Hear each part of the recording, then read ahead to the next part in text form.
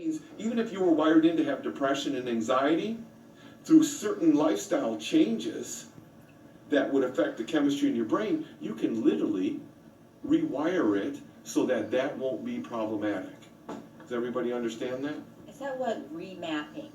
Well, yeah, kind of. And they use that terminology for stroke patients. Oh, okay. Yeah, neural rerouting.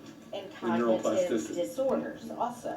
Well, yes, absolutely, because people that have learning disabilities and so on, because that area of the brain maybe was lesioned or damaged, what that means is they can't utilize that part of the brain, so the brain naturally, and with effort, will reroute its pathways to another area of the brain that will take over those tasks. Right. Absolutely. But and they call that neuroplasticity. You, by therapy and hypnosis, you can...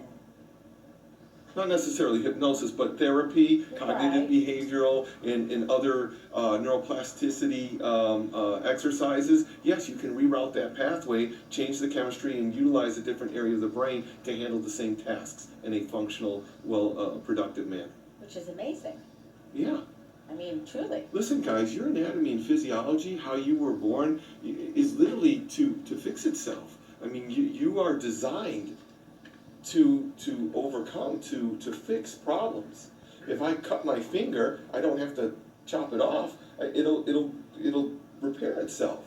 And as long as the damage isn't too severe, almost everything will fix itself. So you're literally designed for that. That includes the neurochemistry in the brain. Remember, all your thoughts, your feelings, and your emotions are all electrical chemical responses. In those areas of the brain that those neurons are concentrated in, interpret those signals of stimulus and that chemistry that's associated with it, and thus we have thoughts, feelings, and emotions. So when why does somebody have depression or anxiety? What's that caused from? Either they're living in the past or they're living in the future. No, what is the physiological reason? But you're correct. We're going to go into that in a second. But what's the physiological reason for someone to become depressed or anxious? Just a disbalance of hormones. Well, neurochemistry, not necessarily, but yeah, neurotransmitters. So those neurotransmitters, when they are off, meaning there's not enough of or too much of them, will cause depression or anxiety or other anomalies in your chemistry, will cause anomalies in behavior and thinking, distortions. So absolutely correct. So if we know that these chemical imbalances can be influenced by the things that we do externally or behaviorally, or the actions that we participate in, then we can change to a varying degree and make significant changes in our chemistry by what we do.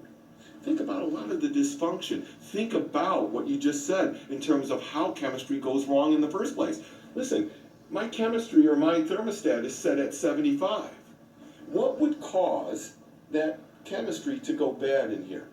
What would have to happen? The door would have to be open outside. Yeah, something would have to happen. Like someone could leave that door open, and that door would bring in lots of hot air, and that hot air would mix with the cold air and make it warmer, and my temperature would drop. Now my thermostat there is designed to detect when it goes beyond a couple degrees of variance, and then what does it do?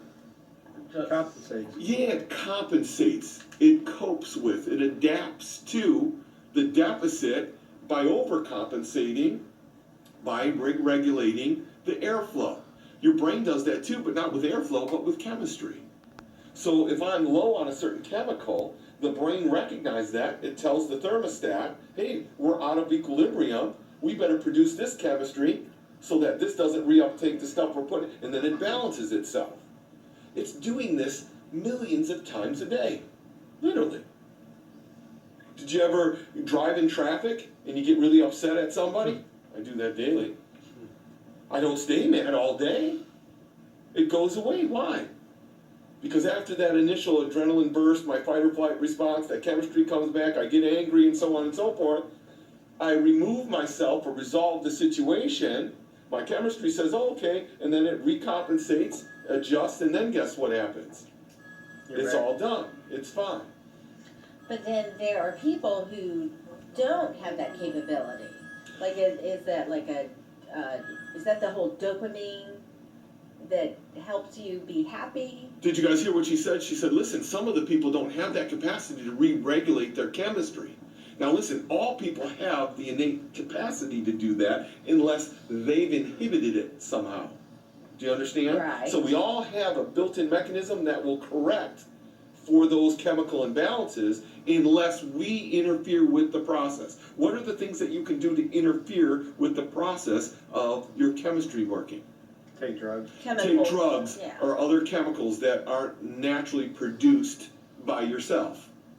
What else? Depression or Poor coping leads to depression. So inability to cope or to deal with something at a cognitive or behavioral level will also lead to that distress not being resolved. If I don't know how to deal with anger, I'll be angry all the time. If I know how to resolve anger through my actions and my behaviors and my thinking, I can easily resolve it and it won't become problematic. Same with anxiety. If you are unable to cope with basic things in life, stresses, of course your fight or flight response is going to be firing all the time. Is that going to lead to a strain? Think about this. If I left that door open and that 100-degree heat came in here all day long, what would happen to my poor air conditioner? Burn out. It would be running constantly. Now it's allowed to make extreme changes temporarily, but it can't do that all the time. It's like driving your car. It's meant to go high speed and low speed, but mostly moderation. Imagine if you drove your car only as fast as it could go. What would happen in a short period of time? It would break down. It would break down. Like a What if you nervous just breakdown. idled your car constantly and never drove it and just Right. kept it on idle? It would also break Yeah, down. burn out. So it's not meant to stay in that state of emergency for long periods of time. So when people grow up in family dynamics that are chaotic or dysfunctional or maybe even abusive, you're literally putting someone without coping skills or adaptive ability in a situation where their chemistry is going to be constantly fighting the influx of that anxiety, and what's going to eventually happen? Chemical imbalance. And that's going to affect the wiring in that kid's chemistry, leading to the symptomology of inattentiveness, hyperactivity, lack of focus, aggressiveness, all that good stuff that comes along with those types of things. Dysfunction. Of course, and that leads to dysfunction, Eller. Absolutely, it leads to dysfunction.